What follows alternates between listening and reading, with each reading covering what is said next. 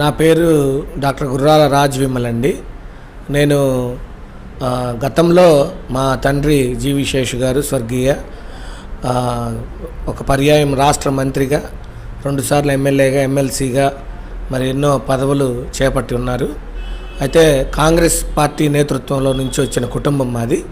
కానీ మా తండ్రి గారు 2016లో మరణించిన తర్వాత మరి ఇక్కడ ఉన్నటువంటి పరిస్థితులను బట్టి నేను కూడా కొండేపి 2014 సాధారణ ఎన్నికల్లో కొండేపి నియోజకవర్గం నుంచి కాంగ్రెస్ పార్టీ ఎమ్మెల్యే అభ్యర్థిగా పోటీ చేయడం జరిగింది. అయితే 2019 నాటికి అప్పటి ఇక్కడ శాసనసభ్యులు, జిల్లా తెలుగుదేశం పార్టీ అధ్యక్షులు దామచర్ల జనార్దన్ గారి యొక్క పిలుపు మేరకు మరి తెలుగుదేశం పార్టీ అధినాయకత్వం చంద్రబాబు నాయుడు గారు కానీ, లోకేష్ గారు కానీ వీళ్ళ యొక్క నాయకత్వ తీరుని, ధోరణి చూసి ఆకర్షితులమై ఇక్కడ ఉన్నటువంటి జనార్దన్ గారి అభివృద్ధి ప్లాన్ ఆఫ్ యాక్షన్ ఇవన్నీ కూడా చూసిన తర్వాత తెలుగుదేశం పార్టీలో భవిష్యత్తు బాగుంటుందనే ఉద్దేశంతో 2019 జనవరిలో తెలుగుదేశం పార్టీలో చేరడం జరిగింది. మరి ఆ తర్వాత 2019 సాధారణ ఎన్నికల్లో తెలుగుదేశం పార్టీ తరఫున దామచర్ల జనార్దన్ గారి ఎన్నిక గురించి, అలాగే ఇక్కడ ఉన్న 12 నియోజకవర్గాల్లో శాసనసభ్యుల ఎన్నికల గురించి మేము శక్తి వంచన లేకుండా కృషి చేశాము. మరి దాన్ని మెచ్చి దామచర్ల జనార్దన్ గారు మా పనితీరుని కానీ, మా యొక్క వర్క్ని కానీ చూసి, ఆ డెడికేషన్ కూడా చూసి గమనించి 2020 సంవత్సరంలో నన్ను జిల్లా తెలుగుదేశం పార్టీ ప్రధాన కార్యదర్శిగా నియమించడం జరిగింది. ఆ జిల్లా ప్రధాన కార్యదర్శిగా ఉన్నప్పుడు అనేకమైనటువంటి పార్టీకి సంబంధించి బలోపేతమయ్యే కార్యక్రమాలు, ప్రతిపక్షంలో ఉన్నాం కాబట్టి అప్పటి వైసీపీ ప్రభుత్వ పరిపాలన పైన, ప్రజా వ్యతిరేక విధానాల మీద అన్ని విధాలుగా పోరాటం చేశాము. ప్రజావేదిక కూల్చిన రోజు నుంచి కూడా ప్రతిరోజు కూడా ఏదో ఒక కార్యాచరణ పెట్టుకొని మరి ఎన్నో మరి ప్రతిపక్ష పార్టీగా ఉన్నప్పుడు మనం చేయాల్సిన పోరాటాలు చేశాము. అందుకనే మాకు దానికి ప్రతిఫలంగా దాదాపు 10-12 పైచీలకు పోలీస్ కేసులు మా మీద ఎఫ్ఐఆర్లు నమోదై ఉన్నాయి. 2024 సంవత్సరం జనవరి నెలలో కూడా ఇక్కడ ఉన్నటువంటి అప్పటి వైసీపీ మంత్రి, మాజీ మంత్రి బాలినేని శ్రీనివాసరెడ్డి దామచర్ల జనార్దన్ గారి మీద ఉన్నటువంటి అక్కసుతోటి, ఆయన మీద ఉన్నటువంటి కోపంతో తెలుగుదేశం పార్టీ క్యాడర్ మా అందరి మీద కూడా మెయిన్ నాయకుల మీద రౌడీ షీట్ కూడా ఓపెన్ చేయడానికి ప్రపోజల్స్ పెట్టి మాకు రౌడీ షీట్ కూడా ఓపెన్ చేసినట్టు మాకు ఆ నోటీసులు ఇవ్వడం జరిగింది.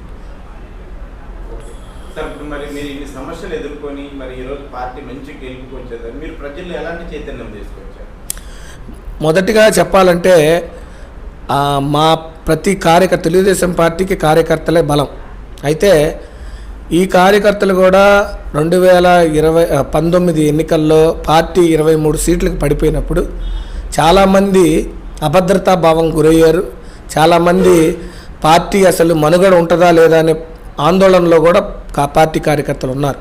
అయితే నారా చంద్రబాబు నాయుడు గారు కానీ, నారా లోకేష్ బాబు గారు కానీ ఎప్పుడు కూడా వాళ్ళు ఓడిపోయిన 2వ రోజు నుంచి ప్రజల్ని నిత్యం అందుబాటులో ఉంటూ తెలుగుదేశం పార్టీ క్యాడర్కి మనోధైర్యం కల్పిస్తూ మాలాంటి ఎంతోమంది నాయకులకి ఒక కాన్ఫిడెన్స్ క్రియేట్ చేసి, మీరు పోరాటం చేయండి, పోరాటం చేస్తే పోయేదేం లేదు, బానిస సంఖ్యలు తప్ప, కేసులు ఎన్ని పెడతారో పెట్టుకొని ఇవ్వండి, రేపు మన ప్రభుత్వం అధికారంలోకి వస్తుంది, అప్పుడు మనం కూడా ఆ కేసుల విషయాలన్నీ కూడా మనం అధికారంలోకి వచ్చినాక అవన్నీ ఫాల్స్ కేసులు కాబట్టి వాటిని మనం తీసేసే ఏర్పాట్లు చేస్తామని, ఇలా ప్రతి కార్యక్రమానికి సంబంధించి కూడా వాళ్ళు ఎంతో కాన్ఫిడెన్స్ని ఇచ్చారు.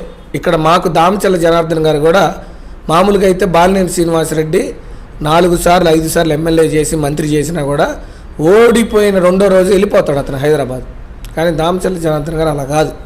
ఆయన ఓడిపోయిన రోజు నుంచి కూడా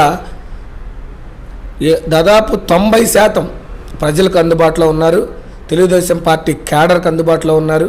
పార్టీ కార్యకర్తలకి మనోభావాలకి వాళ్ళకి మనోధైర్యం కల్పించే విధంగా ఆయన ఎప్పుడు కూడా ప్రజలకు అందుబాటులో ఉన్నారు. సో ఈ కోఆర్డినేషన్ తోటి ఇక్కడ ఉన్నటువంటి కార్యకర్తలు కానీ, తెలుగుదేశం పార్టీ నాయకత్వం కానీ ఒక కోఆర్డినేషన్ తోటి చంద్రబాబు నాయుడు గారు, లోకేష్ బాబు గారి నాయకత్వంలో ప్రతిపక్ష పార్టీగా ఉన్నప్పుడు అనేకమైనటువంటి పోరాటాలు చేయడానికి జగన్మోహన్ రెడ్డి అంత నియంత అటువంటి భయంకరమైనటువంటి నియంతృత్వ పరిపాలన ఈ ఆంధ్ర రాష్ట్ర చరిత్రలో ఎప్పుడు కూడా చూడలేదు, చూడబోము.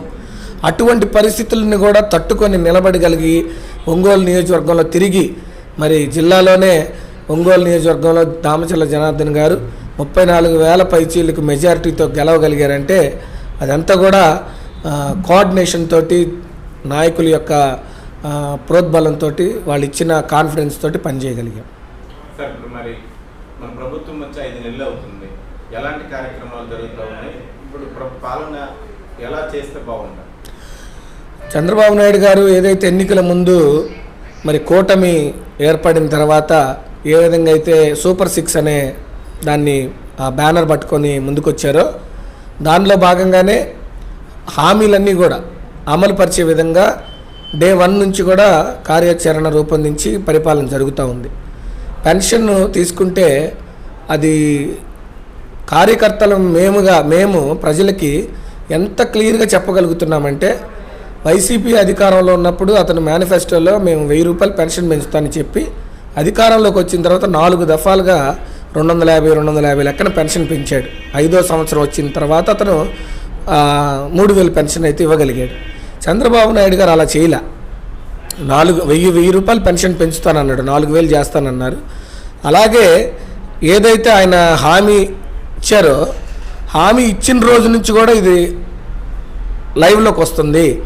మీకు ఎన్నికల రిజల్ట్ వచ్చిన తర్వాత 3 నెలలు పెన్షన్ బాకీ పడుతుంది కాబట్టి ఈ 3,000 ప్లస్ ఆ కలిపిన 4,000 తోటి 7,000 రూపాయల పెన్షన్ మీకు మొదటి నెల 1వ తారీఖు ఇస్తామని చెప్పారు. మేము ఇది బాగా ప్రజల్లోకి తీసుకెళ్ళాం. మీరు రేపు గెలిస్తే 7,000 వస్తాయి మీకు. చంద్రబాబు నాయుడు గారు 200 నుంచి 2,000 చేసిన నాయకుడు జగన్మోహన్ రెడ్డి లాంటి నాయకుడు కాదని, ఇలా మరి ఆ పెన్షన్ కూడా ఒక చారిత్రాత్మకమైనటువంటి నిర్ణయం. 7,000 రూపాయలు ఒకే రోజు అంతమందికి ఇవ్వడం అనేది. తర్వాత జగన్మోహన్ రెడ్డి ఇచ్చిన లోటు బడ్జెట్ భయంకరమైన అప్పుల్లో ఇచ్చాడు ఈ స్టేట్ని మన చంద్రబాబు నాయుడు గారికి. అయినా కూడా మరి మొన్న దీపావళికి బస్సులు కానీ, దీపం పథకం కింద సిలిండర్లు కానీ, మరి డిఎస్సి ప్రకటించడం కానీ, ఇలా 1 కాదు 2 కాదు ఇచ్చిన హామీలని అన్నా క్యాంటీన్లు తిరిగి ఓపెన్ చేయడం కానీ, ఏది చూసుకున్నా కూడా ప్రజల్లో ఇది ఒక మంచి ప్రభుత్వం అనే ఒక అభిప్రాయాన్ని అయితే ఈ 5 నెలల్లోనే తీసుకురాగలిగారు. నా పేరు గంగవరపు సంధి. నేను అంటే మా నాన్నగారి దగ్గర నుంచి 83 నుంచి టీడీపీలో ఉన్నాను. నేను 11th డివిజన్ క్లోపేట రైల్పేట డివిజన్ అధ్యక్షుడిగా పనిచేస్తున్నాను. నేను జనార్దన్ అన్న మంచి వర్కర్. అంటే అభివృద్ధి అంటే ఒంగోలులో అభివృద్ధి అంటేనే జనార్దన్ అన్న. ఆయన విషయాల్లో మేము ఆయన ఏది చెప్పినా కానీ పార్టీకి కట్టుబడిగా రేంబలు కష్టపడి పనిచేసాము. సార్, ఇప్పుడు మీరు చేసిన దానికి ప్రతిఫలం మంచి గెలుపు వచ్చింది. ఇప్పుడు మీరు ఒక వార్డు డివిజన్లో ఉన్న నాయకులుగా ఇక్కడ ఏం ప్రధానంగా సమస్యలు ఏమున్నాయి? డివిజన్లో ప్రధాన సమస్యలు ఏమున్నాయి? ఏం చేయాలి? ప్రధాన సమస్యలు అంటే ఇంకా వాటర్ ఒకటి. అంతకుముందు మన టీడీపీ గవర్నమెంట్లో ఉన్నప్పుడు వాటర్ సమస్య లేదు. అంటే పైప్ లైన్స్ కూడా దాదాపుగా మన ఎక్కడి నుంచి గుళ్ళకమ్మ నుంచి పైప్ లైన్స్ కూడా వేసారు. వేసిన తర్వాత ఈ నెక్స్ట్ గవర్నమెంట్ మారిన తర్వాత అది ఆపేశారు, దాన్ని చేయలే. ఈ గవర్నమెంట్లో మనం వచ్చిన తర్వాత అది స్టార్ట్ చేశారు. ఖచ్చితంగా నీటి సమస్య అనేది పోద్ది దాదాపుగా. Thank you sir. ఓకే.